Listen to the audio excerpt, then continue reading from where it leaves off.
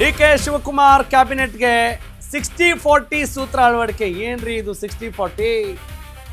ನೋಡಿ ಸಾಕಾಯ್ತು. 60-40 ಸೂತ್ರವೇ ಬೇಕಾಯ್ತು. ಏನು ಅಷ್ಟಕ್ಕೂ ಇದು? ಯುವಕರಿಗೆ ಹೆಚ್ಚು ಮಂತ್ರಿ ಪಟ್ಟ, ಹಳಬರಿಗೆ ಬಲು ನಷ್ಟ. Of course it's very natural and casual. ಮೊದಲ ಬಾರಿ ಶಾಸಕರಾದವರಿಗೂ ಕೂಡ ಕುರ್ಚಿ ಭಾಗ್ಯ ಸಿಗ್ತಾ ಇದೆ. That is the news, that is the top story. 2-3 ಬಾರಿ ಗೆದ್ದಂತ ಶಾಸಕರಿಗೆ ಬಂಪರ್ ಆಫರ್ ಸಿಗ್ತಾ ಇದೆ ಅನ್ನೋ ಮಾಹಿತಿ ನಮಗೆ ಸಿಗ್ತಾ ಇದೆ. ಯುವ ನಾಯಕತ್ವ ಕಟ್ಟಲು ರಾಹುಲ್ ಗಾಂಧಿ ಕೂಡ ಪ್ಲಾನ್ ಮಾಡ್ತಾ ಇದ್ದಾರೆ. ಡಿ.ಕೆ. ಶಿವಕುಮಾರ್ ಅವರ ಸಾರಥ್ಯದ ಅಡಿಯಲ್ಲಿ ಶಿವಸೇನೆ ರೆಡಿ ಆಗ್ತಾ ಇದೆ. ಈಗಲೇ ರೆಡಿ ಇದೆ ಡಿ.ಕೆ.ಶಿ ಕ್ಯಾಬಿನೆಟ್ ಸೇರುವವರ list, no doubt about it. ಈ ಪಟ್ಟಿಗೆ ಮಲ್ಲಿಕಾರ್ಜುನ ಖರ್ಗೆ ಒಪ್ಪಿಗೆ ಸೂಚಿಸೋದು ಒಂದೇ ಬಾಕಿ, ಅಧಿಕೃತ ಮುದ್ರೆ ಹಾಕೋದು ಒಂದೇ ಬಾಕಿ. ನಿಮ್ಮ ಅಶ್ವವೇಗ ನ್ಯೂಸ್ನಲ್ಲಿ ಆ 17 ಸಚಿವ ಸ್ಥಾನದ ಭಾಗ್ಯವಂತರು ಯಾರಿದ್ದಾರೆ ಎನ್ನುವ ಕ್ಯೂರಿಯಾಸಿಟಿಗೆ ಒಂದು ಪರಿಹಾರ ಅಥವಾ ಕ್ಯೂರಿಯಾಸಿಟಿ ತಣಿಸುವಂಥ ಕೆಲಸ ನಿಮ್ಮ ಅಶ್ವವೇಗದಲ್ಲಿ ಟಾಪ್ ಸ್ಟೋರಿಯಲ್ಲಿ ಆಗ್ತಾ ಇದೆ ಅನ್ನೋದು ವಿಶೇಷ. ಎಸ್, ಹಾಗಾದ್ರೆ ಏನಿದು 60-40 ಅಂದರೆ 60% ಒಂದು ಸಂಪುಟದಲ್ಲಿ ಯುವಕರೇ ಇರಬೇಕ್ರಿ ಅಂತ. ಹಿರಿಯರ ಮಾರ್ಗದರ್ಶನ ಇಲ್ಲದೆ ಹೋದ್ರೆ ಏನು ಆಯ್ತು, ಅವ್ರಿಗೂ ಒಂದು 40% ಇರಲಿ ಅಲ್ವಾ. ಡಿ.ಕೆ. ಶಿವಕುಮಾರ್ ಅವರ ಕ್ಯಾಬಿನೆಟ್ನಲ್ಲಿ ಸಾಮಾನ್ಯವಾಗಿ ಇವರದ್ದೇ ಕ್ಯಾಬಿನೆಟ್ ಅಂತಲ್ಲ, ಎಲ್ಲ ಕ್ಯಾಬಿನೆಟ್ಗಳಲ್ಲೂ ಕೂಡ ಈ ಸೂತ್ರವನ್ನು ಅಳವಡಿಸ್ತಾರೆ. ಆದರೆ ಈ ಬಾರಿ ಅತಿ ಹೆಚ್ಚು ಸದ್ದು ಮಾಡ್ತಾ ಇರೋದೇನು? ಆ ಬಣ ಈ ಬಣ ಅನ್ನುವಂಥದ್ದು ಇದ್ದೇ ಇರುತ್ತೆ. ಒಂದು ಪಕ್ಷ ಅಂತ ಹೇಳಿದ ಮೇಲೆ ಭಿನ್ನಾಭಿಪ್ರಾಯಗಳು ಇದ್ದೇ ಇರುತ್ತವೆ. ಆದರೆ ಈ ಬಾರಿ ಅತಿ ಹೆಚ್ಚು ಸದ್ದು ಮಾಡ್ತಾ ಇರುವಂಥದ್ದು ಈ ಸಂಪುಟದಲ್ಲಿ, ಈ ಉಳಿದಿರುವಂಥ ಕಡಿಮೆ ಅವಧಿಯಲ್ಲಿ, ಕೇವಲ 2 ವರ್ಷಗಳಲ್ಲಿ ಯುವಕರಿಗೆ ಹೆಚ್ಚು ಪ್ರಾಧಾನ್ಯತೆ ಕೊಡಬೇಕು. That is the point. Next ಎಲೆಕ್ಷನ್ನಲ್ಲಿ ಜನ್ಜಿ ಅದನ್ನು ಗಮನದಲ್ಲಿಟ್ಕೊಂಡು ನಾವು ಯೋಚನೆ ಮಾಡಬೇಕು ಅಂತ ಹೇಳಿದ್ರೆ, ಉತ್ಸಾಹಿ ಯುವಕರಿಗೆ ನಾವು ಮಣೆ ಹಾಕಬೇಕು, ಅಂಥವರಿಗೆ ಸಚಿವ ಸ್ಥಾನವನ್ನು ಕೊಡಬೇಕು. ಆಗ ನೆಗ್ಲಿಜೆನ್ಸಿ ಇರಲ್ಲ, ಲೇಜಿನೆಸ್ ಇರಲ್ಲ, ಒಂದು ಹೊಸ ದೂರದೃಷ್ಟಿಕೋನ ಇರುತ್ತೆ, ಕೆಲಸವನ್ನು ಮಾಡಬೇಕು ಅನ್ನೋ ಉತ್ಸಾಹ ಇರುತ್ತೆ ಅನ್ನುವ ಕಾನ್ಸೆಪ್ಟ್ ಇದರ ಹಿಂದೆ ಇದ್ದೇ ಇರುತ್ತೆ ಅನ್ನೋದು. ಎಸ್, ಹಾಗಾದರೆ ಡಿ.ಕೆ.ಯ ಈ ಎಕ್ಸ್ಕ್ಲೂಸಿವ್ ಕ್ಯಾಬಿನೆಟ್ನಲ್ಲಿ ಯಾರೆಲ್ಲ ಇರ್ತಾರೆ ಅನ್ನೋದನ್ನು ನೋಡ್ತಾ ಹೋಗೋಣ. Yes, let's look into it. ಶಾಂತಿನಗರದ ಇನ್ಯಾ ಹ್ಯಾರಿಸ್ ಈ ಮುಂಚೆ ಕೂಡ ಅಶ್ವವೇಗ ಈ ಬಗ್ಗೆ ಹೇಳ್ತಾನೆ ಇತ್ತು. ಇನ್ನು H C. Balakrishna no doubt Magadi ಕ್ಷೇತ್ರದ ಶಾಸಕರು, ಡಿ.ಕೆ.ಶಿಯ ಅತ್ಯಾಪ್ತರು. ಶಿವಾಜಿನಗರದ ರಿಜ್ವಾನ್ ಅರ್ಷದ್ ಕಾಂಗ್ರೆಸ್ಸಿಗರು, ಎಲ್ಲರೂ ಕಾಂಗ್ರೆಸ್ಸಿಗರೇ ಈಗ, ಆದರೆ ವಲಸೆ ಮೂಲ ಅಂತಿರುತ್ತಲ್ಲ ಆ ವಿಚಾರಕ್ಕೆ ಹಾಗೆ ಹೇಳಿದೆ. ದಾವಣಗೆರೆ ಉತ್ತರದ ಎಸ್ ಮಲ್ಲಿಕಾರ್ಜುನ್, ಇನ್ನು ಎನ್.ಎಸ್. ಬೋಸರಾಜ್ ಪರಿಷತ್ ಸದಸ್ಯರು, MLC. ಪುಲಕೇಶಿ ನಗರದ A.C. ಶ್ರೀನಿವಾಸ್ ಅವರ ಹೆಸರು ಕೂಡ ಇಲ್ಲಿ ಕೇಳಿ ಬರ್ತಾ ಇದೆ. ಇವರೆಲ್ಲ ಯಂಗ್ ಎನರ್ಜೆಟಿಕ್ ಅನ್ನೋದರಲ್ಲಿ ಅನುಮಾನ ಇಲ್ಲ. ಅಂದರೆ ವಯಸ್ಸಿನ ಆಧಾರದಲ್ಲಿ, ರಾಜಕಾರಣದಲ್ಲಿ. ಇನ್ನು ಲಕ್ಷ್ಮೀ ಹೆಬ್ಬಾಳ್ಕರ್ ಅವರ ಹೆಸರು ನೋಡಿದರೆ, ಇನ್ನು ಆರತಿ ಕೃಷ್ಣ ಅವರ ಹೆಸರು ಕೂಡ ದೊಡ್ಡದಾಗಿ ಸದ್ದು ಮಾಡ್ತಾ ಇದೆ. ಪರಿಷತ್ ಸದಸ್ಯ B.K. ಹರಿಪ್ರಸಾದ್ ಮಾತಾಡೋಂಗಿಲ್ಲ. ಯಾಕೆ ಅಂತ ಹೇಳಿದ್ರೆ 2 ಹುದ್ದೆ ಹೆಂಗೆ ನಿಭಾಯಿಸ್ತಾರೆ ಅನ್ನೋ ಪ್ರಶ್ನೆಗೆ ಉತ್ತರ ನೋಡೋಣ. ಅಥಣಿಯ ಲಕ್ಷ್ಮಣ ಸವದಿ, ಚಳ್ಳಕೆರೆಯ ರಘುಮೂರ್ತಿ, ಇವರೆಲ್ಲ ಡಿ.ಕೆ. ಎಕ್ಸ್ಕ್ಲೂಸಿವ್, ಇವರು ಪಟ್ಟಿಯಲ್ಲಿರುವಂಥವ್ರು ಅಂತ ಅಂದ್ಕೊಳ್ಳೋಣ. ಗುಬ್ಬಿ ಶ್ರೀನಿವಾಸ್, ಗುಬ್ಬಿ ಕ್ಷೇತ್ರದ ಶಾಸಕರು. ಇನ್ನು ಅರಸೀಕೆರೆಯ KM ಶಿವಲಿಂಗೇಗೌಡರು. ಎಲ್ಲರೂ ಸಚಿವ ಸ್ಥಾನದ ಆಕಾಂಕ್ಷಿಗಳಂತ ಹೇಳಿದ್ರು ಕೂಡ ಕೆಲವರಿಗೆ ಗೊತ್ತಿರುತ್ತೆ ನಮಗೆ ಸಿಗುತ್ತೆ ಸಿಗಲ್ಲ ಅಂತ, ಅಂಥವರು ಇದ್ದಾರೆ. ಕೆಲವೊಂದು ಸಲ ಲಾಟ್ರಿ ಅಂತ ಹೇಳ್ಬೋದು. ಇನ್ನು ಸಂತೋಷ್ ಲಾಡ್, A.S. ಪೊನ್ನಣ್ಣ, ಬಹುತೇಕ ಇವರಿಗೆಲ್ಲ ಖಚಿತ ಅಂತ ಹೇಳಲಾಗ್ತಾ ಇದೆ. ಆ ಸಾಲಿನಲ್ಲಿ, ಆ ಪಟ್ಟಿಯಲ್ಲಿ PM ನರೇಂದ್ರ ಸ್ವಾಮಿ ಮಳವಳ್ಳಿ ಕ್ಷೇತ್ರದ ಶಾಸಕರು, ಇವರೆಲ್ಲರ ಹೆಸರು ಕೂಡ ಈಗ ಗಟ್ಟಿಯಾಗಿ ಕೇಳಿಬರ್ತಾ ಇದೆ. ಇವರೆಲ್ಲರೂ ಕೂಡ ಮಂತ್ರಿಗಿರಿಯ ಆಕಾಂಕ್ಷಿಗಳಷ್ಟೇ ಅಲ್ಲ, ಆ ಆಕಾಂಕ್ಷೆಯ ಜೊತೆಗೆ ಅವರ ಇಚ್ಛೆ, ಅವರ ಆಕಾಂಕ್ಷೆ ಸಾಫಲ್ಯ ಆಗುವಂಥ, ಸಾಕಾರಗೊಳ್ಳುವಂಥ ಸಾಧ್ಯತೆಗಳು ದೊಡ್ಡ ಮಟ್ಟದಲ್ಲಿದ್ದಾವೆ ಅನ್ನೋದು ಸದ್ಯದ ಟಾಪ್ ಸ್ಟೋರಿ. ಎಸ್, ನೋಡಿ, ಡಿ.ಕೆ. ಶಿವಕುಮಾರ್ ಅಂತ ಹೇಳಿದ ತಕ್ಷಣ ಸಂಘಟನಾ ಚತುರ ಅಂತೀವಿ, ಟ್ರಬಲ್ ಶೂಟರ್ ಅಂತ ಕರಿತೀವಿ. ಬರೀ ನಾವು ಕರೆಯೋವಂಥದ್ದಲ್ಲ, ಏನು ಮಾಧ್ಯಮದವ್ರು ಮಾತ್ರ ನಾಮಕರಣ ಮಾಡಿಬಿಟ್ಟು ಹಂಗೆ ಹೇಳ್ತಿದ್ದಾರೆ ಅಂತಲ್ಲ. ಅವ್ರಿಗಿರುವಂಥ ಛಾತಿ ಆಗಿದೆ. ಅವ್ರು ಮಾಸ್ ಲೀಡರಾ ಗೊತ್ತಿಲ್ಲ, ಇನ್ನಷ್ಟೇ ಪ್ರೂವ್ ಆಗಬೇಕಾಗಿದೆ, ಎಟ್ ಟು ಬಿ ಪ್ರೂವ್ಡ್. ಆದರೆ ಪಕ್ಷ ಸಂಘಟನಾ ಚಾತುರ್ಯ ಇದೆಯಾ? No doubt, it is proved. ಪಕ್ಷ ಸಂಘಟನೆ ಅಂತ ಹೇಳಿದ ತಕ್ಷಣ ಚಾಣಾಕ್ಷತನ ಇರಬೇಕಾಗತ್ತೆ, ಆರ್ಥಿಕ ಬಲ ಇರಬೇಕಾಗತ್ತೆ, ಬುದ್ಧಿವಂತಿಕೆ ಇರಬೇಕಾಗತ್ತೆ, ಮತ್ತು ದೂರದೃಷ್ಟಿ ಇರಬೇಕಾಗತ್ತೆ. ಯಾವ ದಾಳವನ್ನು ಯಾವ ಟೈಮಲ್ಲಿ ಉರುಳಿಸಬೇಕಾಗತ್ತೆ, ಯಾವ ಸ್ಟ್ರಾಟಜಿಯನ್ನು ಮಾಡಬೇಕಾಗತ್ತೆ, ಎದುರಾಳಿಗಳ ಪ್ಲಸ್ ಏನು ಮೈನಸ್ ಏನು, ಯಾವ ಕ್ಷೇತ್ರದಲ್ಲಿ ಯಾವ ರೀತಿಯಾದಂಥ ಟ್ರೆಂಡ್ ಇದೆ, ಹೀಗೆ ಎಲ್ಲವನ್ನೂ ತಿಳಿದುಕೊಳ್ಳುವಂಥ ಸಾಮರ್ಥ್ಯ ಒಬ್ಬ ನಾಯಕನಿಗೆ ಇದ್ದೇ ಇರಬೇಕಾಗತ್ತೆ. ಆ ಸಂಘಟನಾ ಚತುರರಾಗಬೇಕು ಅಂತ ಹೇಳಿದ್ರೆ ಅಂತಹ ಒಂದು ವರ್ಚಸ್ಸನ್ನು, ಅಂತಹ ಒಂದು ಛಾತಿಯನ್ನು, ಅಂತಹ ಒಂದು ಹಣೆಪಟ್ಟಿಯನ್ನು ಹೊತ್ತಿರೋದು ಡಿ ಕೆ ಶಿವಕುಮಾರ್.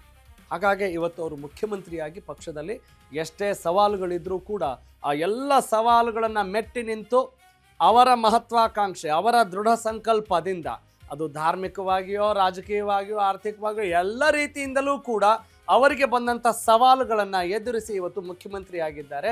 ಬರೀ 2 ವರ್ಷ ಇಂಥ ಮಹತ್ವಾಕಾಂಕ್ಷೆ ಇರುವಂಥವ್ರು ಬರೀ ಮುಖ್ಯಮಂತ್ರಿ ಆದರೆ ಸಾಕಾಗತ್ತಾ? ಇಲ್ಲ, ನಮ್ಮದೇ ಆದಂಥ ಚಾಪನ್ನು ಮೂಡಿಸ್ಬೇಕಾಗತ್ತೆ, ಸಾಕ್ಷಿಗುಡ್ಡೆ ನಿರ್ಮಿಸಬೇಕಾಗತ್ತೆ. ಈ ಮುಂಚೆ ಯಾರೆಲ್ಲ ಮುಖ್ಯಮಂತ್ರಿಗಳಾಗಿ ಹೋಗಿದ್ದಾರೋ ಅವ್ರಿಗಿಂತ ಒಂದು ಹೆಜ್ಜೆ ಮುಂದಿರಬೇಕು, ನಮ್ಮದೇ ಆದಂಥ ಒಂದು ವಿಭಿನ್ನತೆ ಇರಬೇಕು ಅಂತ ಅಂದುಕೊಳ್ಳುವಂತಹ ಒಬ್ಬ ಮಹಾನಾಯಕ, ಮಹತ್ವಾಕಾಂಕ್ಷೆ ಇರುವಂಥ ನಾಯಕ ಅದು ಡಿ ಕೆ ಶಿವಕುಮಾರ್. ಹಾಗಾಗಿ ಮುಂದಿನ ಅವಧಿಯಲ್ಲೂ ಕೂಡ ನಾನೇ ಮುಖ್ಯಮಂತ್ರಿ ಆಗಬೇಕು, ನಮ್ಮ ಪಕ್ಷವೇ ಅಧಿಕಾರಕ್ಕೆ ಬರಬೇಕು ಅನ್ನುವ ಇಂಟೆನ್ಷನ್ನಿಂದ ಈ ಎಲ್ಲ ಕ್ಯಾಬಿನೆಟ್ ಕೂಡ ರೆಡಿ ಮಾಡುವ ಹಂತದಲ್ಲಿ ಅವರು ಇರ್ತಾರೆ ಅನ್ನೋದನ್ನು ನಾವು ತಳ್ಳಿ ಹಾಕುವ ಹಾಗಿಲ್ಲ. That is the crucial point to be noted. That is the top story. Yes, ಈಗ ಲೈವ್ ಜಾಯ್ನ್ ಆಗ್ತಾ ಇದ್ದಾರೆ ದೀಪಾ ಕುಕ್ಕುವಾಡ, ನನ್ನ ಕಲೀಗ್, ನಮ್ಮ political correspondent is on live chat. Yes, let's have conversation with her. Deepa, ದಿನ ನಾವು ಸಂಪುಟದ ಬಗ್ಗೆ ಮಾತಾಡ್ತಾನೆ ಇದ್ದೀವಿ. ಇವತ್ತು ಫೈನಲ್ ಆಗುತ್ತೆ, ಅವತ್ತು ಫೈನಲ್ ಆಗುತ್ತೆ ಅಂಥೇಳಿ ಅದೇ ಹೆಸರುಗಳನ್ನು ಕೊಡ್ತಾ ಇದ್ದೀವಿ. ಎನಿ ಚೇಂಜಸ್ ಈಗ ಈ ಲಾಸ್ಟ್ ಮೊಮೆಂಟಲ್ಲಿ ಯಾವ ಬದಲಾವಣೆಗಳನ್ನೇನಾದರೂ ನಿರೀಕ್ಷೆ ಮಾಡುವಂಥ ಹಂತ ಇದೆಯಾ? ಈಗಾಗಲೇ ನಾವು ಪ್ರೆಸೆಂಟ್ ಮಾಡಿದ್ವಿ ಇವ್ರ ಹೆಸರುಗಳೆಲ್ಲ ಇರುತ್ತವೆ ಅಂತ. ಏನಾದರೂ ಕೊನೆ ಮೊಮೆಂಟಲ್ಲಿ ಏನು ಚೇಂಜಸ್ ಆಗ್ಬೋದು, ಅಥವಾ ಯಾವ ಹಿರಿಯರಿಗೆ ಕೊಕ್ಕೊಡ್ಬೋದು, ಅಥವಾ ಶಾಕಿಂಗ್ ಆಗಿ ಇಂಥವ್ರನ್ನ ಸೇರ್ಪಡೆ ಮಾಡ್ಕೊಳ್ತಾರೆ, ಇಂಥ ಒಂದು ಅಚ್ಚರಿ ಹೆಸರಿರುತ್ತೆ ಅಂತ ಏನಾದರೂ ಹೇಳಲಿಕ್ಕೆ ಸಾಧ್ಯ ಆಗುತ್ತಾ? Can you analyse in that context? Raghav Surya, ಬದಲಾದಂತಹ ರಾಜಕೀಯ ಪರಿಸ್ಥಿತಿಗಳು ಕೊನೆ ಕ್ಷಣದಲ್ಲಿ ಸ್ಪೆಷಲಿ ಹೈಕಮಾಂಡ್ ಲೆವೆಲಲ್ಲಿ ಮಾತನಾಡುವಂತಹದ್ದು, ಅಲ್ಲಿ ಒಂದಿಷ್ಟು ಜನರ ಹೆಸರುಗಳನ್ನು ಸೇರ್ಪಡೆ ಮಾಡುವಂತಹದ್ದು, ಜೊತೆಗೆ ಕೊನೆ ಕ್ಷಣ ಇನ್ನೇನು ರಾಜಭವನಕ್ಕೆ ಪಟ್ಟಿ ಹೋಗೇ ಬಿಡ್ತು ಅನ್ನುವಂತಹ ಸಮಯದಲ್ಲೂ ಕೂಡ ಹೆಸರುಗಳು ಆ್ಯಡ್ ಆನ್ ಆಗುವಂತಹದ್ದು ಅಥವಾ ಈ ಹೆಸರು ತೆಗೆಯುವಂತಹದ್ದನ್ನು ಹಿಂದೆಯೂ ಕೂಡ ನೋಡಿದ್ವಿ. ಇವನ್ ಕಳೆದ ಬಾರಿ ಡಿ ಕೆ ಶಿವಕುಮಾರ್ ಅವರು CM ಆಗುವಂತಹ ಅಂದರೆ ಪ್ರಮಾಣ ವಚನ ತೆಗೆದುಕೊಳ್ಳುವಂತಹ ಸಂದರ್ಭದಲ್ಲಿ ಈಶ್ವರ್ ಖಂಡ್ರೆ ಹೆಸರು ಕೊನೆ ಕ್ಷಣದಲ್ಲಿ ಅದು ರಾಜಭವನಕ್ಕೆ ಹೋಗುವಂತಹ ಸಂದರ್ಭದಲ್ಲಿ ಸೇರ್ಪಡೆ ಆಯಿತು ಪಟ್ಟಿಯಲ್ಲಿ ಅನ್ನುವಂತಹದ್ದು ಕೂಡ ಗೊತ್ತಿರುವಂಥ ವಿಚಾರ. ಶರಣ್ ಪ್ರಕಾಶ್ ಪಾಟೀಲ್ ಅವರ ಹೆಸರು ಕೂಡ ಅದೇ ರೀತಿಯಾಗಿ ಸೇರ್ಪಡೆ ಕೊನೆ ಕ್ಷಣದಲ್ಲಿ ಸೇರ್ಪಡೆಯಾಗಿದ್ದಂತಹದ್ದು ಅನ್ನೋದು ಕೂಡ ಒಂದಿಷ್ಟು ಚರ್ಚೆ ಆಗಿತ್ತು. ಹಾಗಾಗಿ ಇಂಥವರೇ ಕೊನೆ ಕ್ಷಣದಲ್ಲಿ ಸೇರ್ಪಡೆ ಆಗ್ತಾರೆ, ಆಗೋದಿಲ್ಲ ಅನ್ನುವಂತಹದ್ದು ಕೂಡ ಹೇಳೋದಿಕ್ಕೆ ಬರೋದಿಲ್ಲ. ಕಾರಣ 17 ಜನರನ್ನ ಮಾತ್ರ ಕ್ಯಾಬಿನೆಟ್ಗೆ ತೆಗೆದುಕೊಳ್ಬೇಕು ಅನ್ನುವಂತಹದ್ದು ಒಂದಿಷ್ಟು ಚರ್ಚೆ ಆಗ್ತಿದೆ. ಕಂಪ್ಲೀಟ್ ಆಗಿ 20 ಜನರ ಕ್ಯಾಬಿನೆಟ್ ಇದಾಗಿರೋದಿಲ್ಲ. ಅಂದರೆ ಸಂಪೂರ್ಣವಾಗಿ 34 ಜನರ ಕ್ಯಾಬಿನೆಟ್ ಆಗಿ ಏನಿರಬೇಕು ಆ ಪೈಕಿ ಆಲ್ರೆಡಿ 14 ಜನ ಆಗಿದ್ದಾರೆ. ಉಳಿದಂತೆ 20 ಸ್ಥಾನಗಳ ಪೈಕಿ 17 ಜನರನ್ನ ತೆಗೆದುಕೊಳ್ಬೇಕು, ಉಳಿದಂತೆ 3 ಸ್ಥಾನಗಳನ್ನು ಉಳಿಸ್ಕೊಳ್ಬೇಕು ಅನ್ನುವಂತಹ ಚರ್ಚೆಯು ಕೂಡ ಇದೆ. ಹೀಗಿರುವಂತಹ ಸಮಯದಲ್ಲಿ ಯಾವುದೇ ಹೆಸರು ಕೊನೆ ಕ್ಷಣದಲ್ಲಿ ಸೇರ್ಪಡೆಯೂ ಆಗಬಹುದು, ಕೈ ಬಿಡುವಂತಹ ಸಾಧ್ಯತೆಗಳು ಕೂಡ ಹೆಚ್ಚಿದೆ.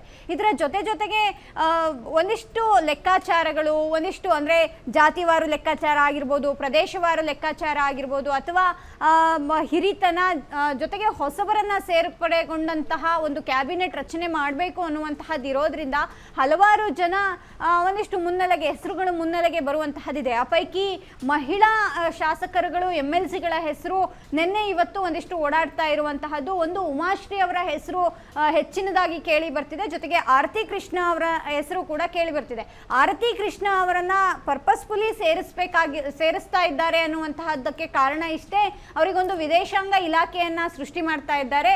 ಆ ಇಲಾಖೆ ಅಂದ್ರೆ ಸಪರೇಟ್ ಆದಂತಹ ಇಲಾಖೆ ಏನಿದೆ ಅದನ್ನ ಅವರಿಗೆ ವಹಿಸಬೇಕು ಅನ್ನುವಂಥದ್ದು. ಕಾರಣ ಅವರು ಹಿಂದೆ NRI ಕೆಲಸಗಳು ಅಂದ್ರೆ ಅದೇ ಡಿಪಾರ್ಟ್ಮೆಂಟ್ ಅಲ್ಲಿ ಉನ್ನತ ಕೆಲಸಗಳನ್ನ ಮಾಡಿರುವಂತಹದ್ದು, ಅದರ ಆಧಾರದ ಮೇಲೆಯೇ ಹೈಕಮಾಂಡ್ ನಾಯಕರಿಗೂ ಕೂಡ ಹತ್ರ ಆಗಿದ್ದಂಥದ್ದು. ಜೊತೆಗೆ ಅವರಿಗೆ MLC ಸ್ಥಾನವೂ ಕೂಡ ಅದೇ ಒಂದು ಹಾದಿಯಲ್ಲೇ ಸಿಕ್ಕಿರೋದ್ರಿಂದ ಆ ಒಂದು ಇಲಾಖೆಯನ್ನ ಸ್ಪೆಷಲಿ ಬಂಡವಾಳ ಹೂಡಿಕೆ ವಿಚಾರವಾಗಿ, ಅಂದರೆ ವಿದೇಶಿ ಬಂಡವಾಳ ಹೂಡಿಕೆ ವಿಚಾರವನ್ನು ಕೂಡ ಆ ಇಲಾಖೆಯಲ್ಲಿ ಸೇರಿಸಿ ಅವರಿಗೆ ಕೊಡಬೇಕು ಅನ್ನುವಂಥದ್ದಿದೆ. ಹೀಗೆ 10 ಹಲವು ಹೆಸರುಗಳು ಇರೋದ್ರಿಂದ ಕೊನೆ ಕ್ಷಣದಲ್ಲಿ ಯಾವ ಹೆಸರು ಸೇರ್ಪಡೆ ಆಗುತ್ತೆ, ಇರುವಂತಹ ಪಟ್ಟಿಯಲ್ಲಿ ಇನ್ಯಾರು ಹೊರಗೋಗ್ತಾರೆ ಅನ್ನುವಂತಹದ್ದು ಕೂಡ ಸಹಜವಾದಂತಹ ಕುತೂಹಲ ಆಗಿದೆ. ರಾಘವ್ ಸೂರ್ಯ, ಥ್ಯಾಂಕ್ ಯು ದೀಪಾ, ಧನ್ಯವಾದ ತಮ್ಮೆಲ್ಲ ಮಾಹಿತಿಗೆ. ಅಂದರೆ ರಾಜಕಾರಣದಲ್ಲಿ ಏನು ಬೇಕಾದರೂ ಆಗುತ್ತೆ ಅನ್ನೋದಕ್ಕೆ ಸದ್ಯದ ಈ ಸುದ್ದಿ ಕೂಡ ಸಾಕ್ಷಿ. ಯಾಕಂತ ಹೇಳಿದ್ರೆ ಅವತ್ತು ಹೆಸರು ತೋರಿಸಿದ್ರಲ್ರಿ, ಇದು ಯಾವುದೋ ಇಲ್ಲ, ಹಂಗೆ ಹೇಳೋಂಗಿಲ್ಲ. ಯಾಕೆ ಅಂತ ಹೇಳಿದರೆ ಇವತ್ತು ಬಂದಿರುವ ಮಾಹಿತಿ ಈ ರೀತಿ ಇರುತ್ತೆ. ಅದರಲ್ಲಿ ಬಹುತೇಕ ಎಲ್ಲ ಹಾಗೇ ಇರುತ್ತೆ. ಆದರೆ ಕೊನೆ ಕ್ಷಣದಲ್ಲಿ ಈಗಾಗಲೇ ನನ್ನ ಕಲೀಗ್ ದೀಪಾ ಅವರು ಹೇಳಿದ ಹಾಗೆ that is the track record, that is the history. ಯಾವ ಕ್ಷಣದಲ್ಲಿ ಏನಾಗುತ್ತೆ, ಯಾಕಂತ ಹೇಳಿದ್ರೆ ಡಿ ಕೆ ಶಿವಕುಮಾರ್ ಮುಖ್ಯಮಂತ್ರಿ ಆಗ್ತಾರಾ ಆಗಲ್ವಾ ಅನ್ನೋದಕ್ಕೆ ಸಿಕ್ಕಾಪಟ್ಟೆ ದೊಡ್ಡ ಮಟ್ಟದ ಪ್ರಹಸನ ಆಗಿತ್ತು. ಅವ್ರು ಮುಖ್ಯಮಂತ್ರಿನೇ ಆಗಲ್ಲ ಬಿಡ್ರಿ, ಸಿದ್ದರಾಮಯ್ಯಲ್ಲಿ ಬಿಟ್ಕೊಡ್ತಾರೆ ಅನ್ನುವ ಒಂದು ಟ್ರೆಂಡ್ ಇತ್ತು. ಆದರೆ ಬೆಣ್ಣೆಯಲ್ಲಿ ಕೂದಲು ತೆಗೆದ ಹಾಗೆ ಸಲೀಸಾಗಿ ಆ ಒಂದು ಪ್ರಹಸನಕ್ಕೆ ಒಂದು ಇತಿಶ್ರೀ ಹಾಡಲಾಯಿತು. ಎದುರಾಳಿ ಪಕ್ಷದವರಿಗಂತೂ ದೊಡ್ಡ ಮಟ್ಟದ ಆಹಾರ ಆಗಿತ್ತು ಮುಖ್ಯಮಂತ್ರಿಯ ಕುರ್ಚಿ ಬದಲಾವಣೆಗೆ ಸಂಬಂಧಪಟ್ಟಾಗ. ಹಾಗಾಗಿ anything can happen in politics ಅನ್ನೋದಕ್ಕೆ ಬಹಳಷ್ಟು ಉದಾಹರಣೆಗಳು ಸಿಗುತ್ತವೆ. ಆದರೆ ಯಾರು ಸಂಪುಟ ಸೇರ್ಪಡೆ ಆಗ್ತಾರೋ ಬಿಡ್ತಾರೋ, ಯಾರಿಗೆ ಕೊಡ್ತಾರೋ ಯಾರಿಗೆ ಕಪ್ ಕೊಡ್ತಾರೋ, ನಮ್ಮ ಜನರ ಆಶೋತ್ತರಗಳನ್ನು ಈಡೇರಿಸ್ಬೇಕ್ರಿ. ಪ್ರಜಾಪ್ರಭುತ್ವಕ್ಕೆ ಗೆಲುವಾಗಬೇಕು ಅನ್ನೋದಷ್ಟೇ ನಮ್ಮ ಆಶಯ ಅಂತ ಹೇಳ್ತಾ